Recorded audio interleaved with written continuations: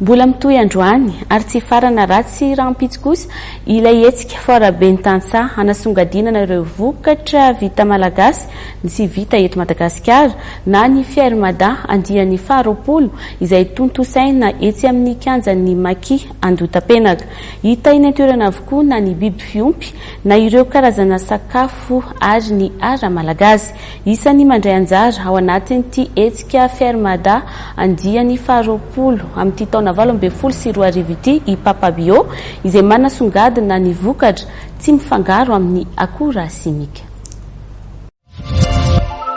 Ny fihinanana sakafo ara-pahasalamana ara-dalàna tsy misy akora simika dia isan'ny manampy be amin'ny fahasalaman'ny tsirairay.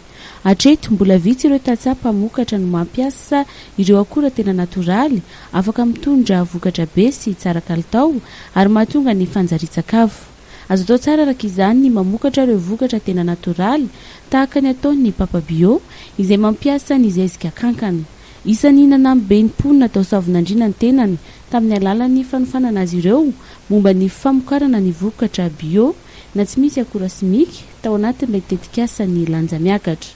Ny olona sahirana amin'ny zezika satria ny omby angalarin'ny remena bily dia andaotsika ampianatra ny olona io kankana dia ny kankana zay dia mamokatra zezika dia nzaraina amin'ny olona ny zezika dia avy eo hitan'ny olona ny fivoarana dia le olona tena liana nampidirina eo anatina fikambanana dia ao anatin'ilay antsoina hoe lanja miakatra dia mamokatra ary efa miompy kankana daholo ny fikambana ao aminay dia mamokatra fambolena zany rehetra mihitsy na legioma na vary na inona dia mamboly an'izany ny fikambananay dia avy eo ny vokatra azo dia tena miakatra be dia ny tena victime an'ilay zavatra ataon'ny olona dia hoe alomba ny zavatra kariny tena no hoaniny amin'izay tsy mihinana zavatra tsy fantapevina ohatrantsika zao mihinana sakafo importé. Isan'ny mandray anjara amin'ny hetsika faraben'ny tantsaha na ny fiarimada 2024 izay tanterahana etsy amin'ny kianjan'ny Maki Andotapenaka i Papa Bio ary mampiranty ireo vokatra bio misy ao amin'izy ireo.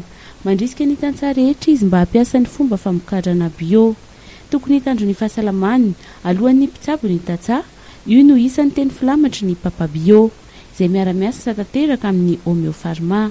Mbola hitohy hatramin'ny rampitso alahady moa ny fiarimada andian'ny faharoapolo.